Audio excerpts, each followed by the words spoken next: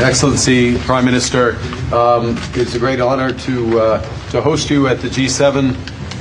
India has been coming to the G7, I believe, since 2018 in Biarritz with our French partners, and it's a testament to the importance of your country, to your leadership, and to the importance of the issues that we look to tackle together, from energy security, from the energy transition that you're helping to lead, to the future of artificial intelligence, to the fight that we have against transnational repression, against terrorism, against other factors, and the work that we can do together. And it is my great honor to have you here. I enjoyed your intervention just now, and we look forward to our discussion. Excellency, मैं आपका बहुत बहुत आभारी हूं कि आपने G7 में भारत को निमंत्रित किया, और मेरा भी सौभाग्य है कि मुझे 2015 के बाद फिर से एक बार कनाडा की धरती पर आकर के कनाडा के लोगों के साथ जुड़ने का एक अवसर मिला है। भारत दुनिया की सबसे बड़ा लोकतांत्रिक देश है। पिछले दिनों G20 समिट की अध्यक्षता के रूप में भारत ने विश्व के लिए अनेक उपकारक ऐसे इनिशिएटिव लिए हैं।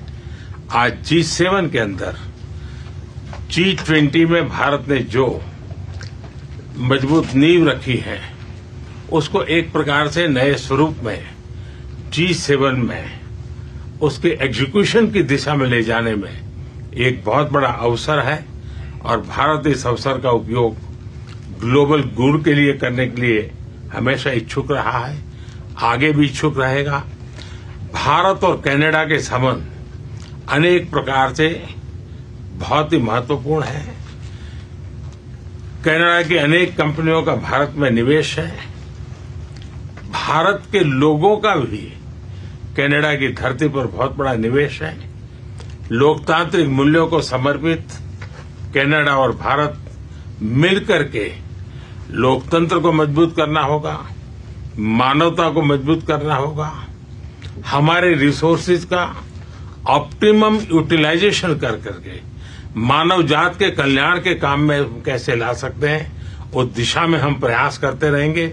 और मुझे विश्वास है कि प्रधानमंत्री जी के चुनाव के बाद मुझे पहली बार मिलने का मौका मिला है, तो इस चुनाव के भव्य विजय के लिए भी मैं उनको बधाई देता हूं, और आने वाले कालखंड में उनके साथ भारत और कनाडा मिलकर के अनेक क्षेत्रों में प्रगति करेंगे।